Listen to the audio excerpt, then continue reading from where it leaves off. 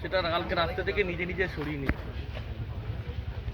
কোথাকে ঠেলা পড়লে বেলা গাছে ওঠে না, ঠেলা পড়েছে। এখন পরিষ্কারভাবে বলেছি, কবিরত্ব হোক, যে কোনো হরিদাস পাল হোক, দুর্গাপুরের ইনক্লোজমেন্ট যারা করেছেন, সে ফ্ল্যাট হোক, হোটেল হোক, যে কোনো বিষয় হোক, এটি মিটিং করেছি। ডিএম সাহেব ছিলেন, চেয়ারম্যান সাহেব ছিলেন, এসডিও ছিল, আমার 2 বিধায়ক ছিলাম। পরিষ্কার পরিচ্ছন্ন বলেছি যে কবিরত্তর হসপিটাল, কবিরত্তর হোটেল, আমাদের বিধাননগরে বাস স্ট্যান্ড, একাধিক ফ্ল্যাট 54 ফুটের নির্মাণ হচ্ছে, অবৈধ নির্মাণ হচ্ছে।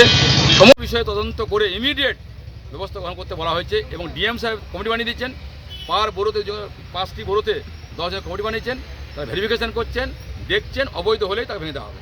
এর কোনো রাগঢাক নেই এখানে, সরাসরি কথা বলছি, কোনো রকম চলবে না। অবৈধ নির্মাণ করে তার 3 তলা 4 তলা 6 তলা হয়ে গেছে, কারো জায়গা নেই, ভেজল্যান্ড দখল করে নেওয়া হয়েছে, রাস্তা ইনক্লোজ করে দেওয়া হয়েছে, জলের কাছে ব্যবস্থা নেই, বাড়ি বানিয়ে দিয়েছে। অর্থাৎ সারা দুর্গাপুরে তৃণমূল কংগ্রেস রাজত্বে অবৈধ নির্মাণ, অবৈধ বাড়ি, অবৈধ হোটেল যা করেছেন, অবৈধ থাকলে পরেই তুরন্ত অ্যাকশন, ভেঙে দেওয়া হবে বা ভেঙে নিতে হবে, না নিলে আমরা পরে ভেঙে দেবো, কোনো কিছু করার নেই।